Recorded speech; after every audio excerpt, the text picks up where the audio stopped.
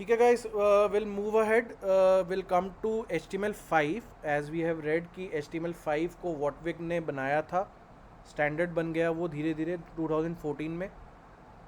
कैसे बना स्टैंडर्ड, क्यों बना स्टैंडर्ड, इन चीज़ों के बारे में आते हैं। वैसे मैंने हाईली बता दिया इस चीज़ के बारे में, बट एक बार दोबारा से। हमारे पास पहले डिव स्ट्रक्चर होता था, टेबल स्ट्रक्चर होता था।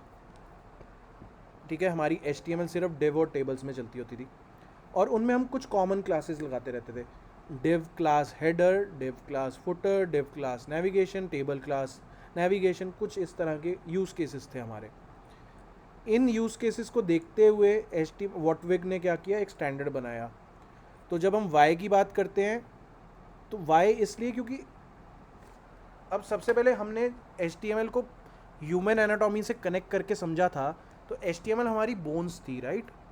सिमिलरली HTML एक वेब एप्लीकेशन की बोन्स होती हैं।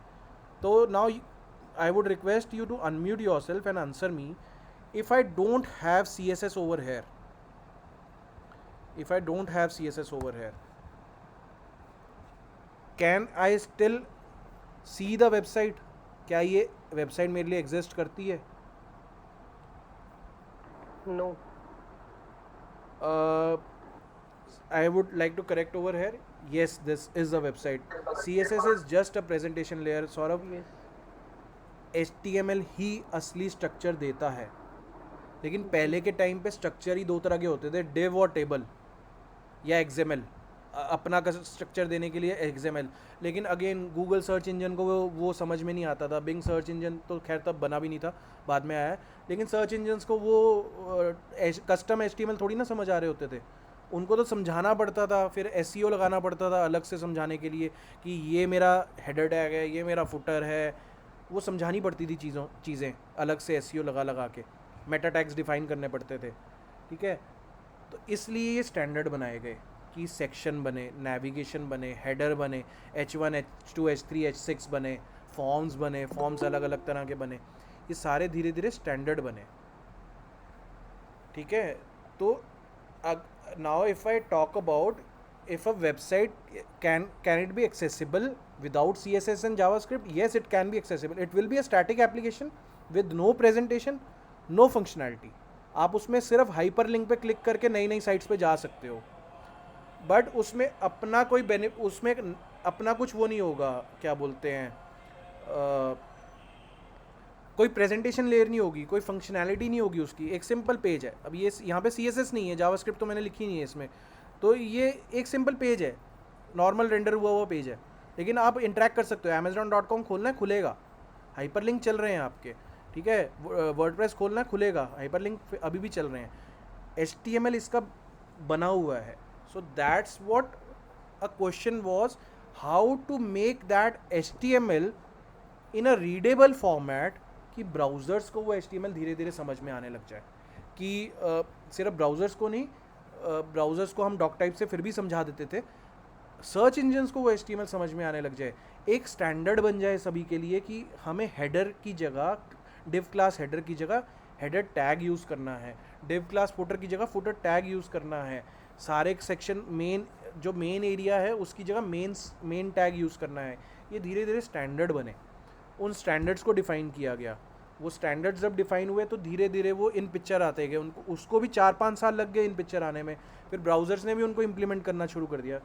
फाइनली जाके 2014 में उसको बनाया गया, एक स्टैंडर्ड बनाया गया। Now since this is a big time, 6 years is a long time, right. 6 years में बहुत सारी एडवांसमेंट हो जाती है। और जब इंडस्ट्री इतनी तेज़ी से बढ़ रही थी तो इट वॉज एक्सपेक्टेड कि ये हेडर फुटर भी कॉमन हो जाए, बहुत सारी नई नई चीज़ें आने लग जाएंगी। फॉर्म्स आ गए, ठीक है, अलग अलग तरह के फॉर्म्स आ गए, कलर पिकर्स आ गए, अलग अलग तरह के इंट्रैक्शंस आ गए, ब्राउज़र इंट्रैक्शन, जैसे अभी पेजिनेशन की बात कर रहा था राहुल, अलग अलग तरह की पेजिनेशंस आने लग गई, बहुत सारी इंट्रैक्शंस आने लग गई वेबसाइट में। और हर एक को एक स्टैंडर्ड देना पड़ रहा था, हर एक को एक मीनिंग डिफाइन करना पड़ रहा था, कौन सी चीज़ किस लिए है। नेविगेशंस बहुत कॉमन होने लग गई, तो रिस्पॉन्सिवनेस आ गई थी। तब तक रिस्पॉन्सिव वेब एप्लीकेशंस बनने लग गई थी क्योंकि टच डिवाइसेस आ गई थी, मोबाइल डिवाइसेस आ गई थी, हम मोबाइल में देखने लग गए थे वेबसाइट्स को, राइट। टैबलेट्स आ गए थे। तो उसको स्टैंडर्ड बनाने के लिए किसको ओवरटेक करना था? अब सारा स्टैंडर्ड तो W3C के पास था, लेकिन वटविक ने अगर एक स्टैंडर्ड बना दिया है, उसको तब तक स्टैंडर्डाइज नहीं किया जा सकता, ब्राउजर्स उसको तब तक अपने as a legal implementation launch नहीं कर सकते जब तक W3C अप्रूवल ना दे दे। तो W3C ने वॉटविक टीम के साथ बैठ के एक नया ग्रुप बनाया, मतलब ग्रुप नहीं, वो अपने अपने ग्रुप में ही रहे, बट उन्होंने उस लैंग्वेज को और एनहेंस किया, फॉर्म्स डाले उसमें। अब उसको स्टडी करते हुए, अब बात आती है हाउ की, उसको स्टडी करते हुए क्या क्या चीज़ें नज़र में आई। पहली चीज़ नज़र में आई कि कॉमन प्रैक्टिसेस क्या थी। Div class header, div class footer common practices थी। उस टाइम पे न्यूज़पेपर आर्टिकल्स बहुत ज़्यादा फेमस हुआ करते थे, लोगों को बहुत ज़्यादा आदत थी न्यूज़ पढ़ने की, धीरे धीरे न्यूज़ इवॉल्व हो रही थी। तो जब हम न्यूज़पेपर को पढ़ते थे उसमें बहुत सारे सेक्शन होते थे, जैसे फ्रंट न्यूज़ के फ्रंट पेज पे ना अलग अलग सेक्शन पे, rest on page number 1, rest on page number 2, rest on page number 3, इस टाइप के हाइपर लिंक बने हुए होते थे। तो हाइपर लिंक पहले इनलाइन होता था, उसको ब्लॉक लेवल डिफाइन करना पड़ा, ठीक है। इसी तरह से न्यूज़पेपर में हेडिंग्स होती थी अलग अलग, फ्रंट पेज पे इतनी बड़ी हेडिंग है, उसके अंदर सब हेडिंग है, उसके अंदर एक और सब हेडिंग है। तो एच ग्रुप लेके आए, हेडिंग लेके आए, H1 H2 H3 लेके आए। वॉटविक ने तो इनिशियल स्टैंडर्ड डिफाइन कर दिए थे कि नेविगेशन क्या होता है, हेडर क्या होता है, फुटर क्या होता है, लेकिन H1 H2 H3 डिफाइन किए। तो उन्होंने पूरी टीम ने मिलके फिर बैठ के न्यूज़पेपर को और पुरानी वेबसाइट्स को स्टडी किया, क्या क्या चीज़ें कॉमन हैं, कैसे आगे इम्प्रूव किया जा सकता है, और फिर फाइनली 2014 में एक पूरा का पूरा स्टैंडर्ड लॉन्च किया जिसका नाम था HTML5। और that standard was actually it is now the most recent standard we can say। और भी अपग्रेडेशन होती जा रही हैं उसमें धीरे धीरे। जियो लोकेशंस बाद में आया, ड्रैगिंग एंड ड्रॉपिंग बाद में आया, you can drag drop in the browser right, तो वो चीज़ें बाद में आई। टच इंट्रैक्शंस बाद में आए, ये सारी चीज़ें धीरे धीरे आई हैं, 2014 के भी बाद में आई हैं, लेकिन HTML5 एक स्टैंडर्ड डिफाइन हो गया था। तो अगर हम क्यों की बात करें, रीज़न की, तो ताकि उनको सर्च इंजन समझ सकें, एक सिमेंटिक बिहेवियर मिल सके HTML को, इसलिए there was a why to it.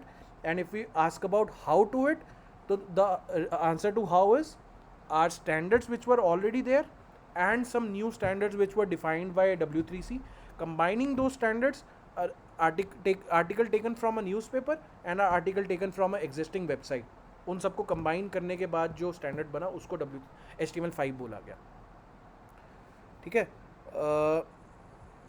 ठीक है, I'll mark this as done।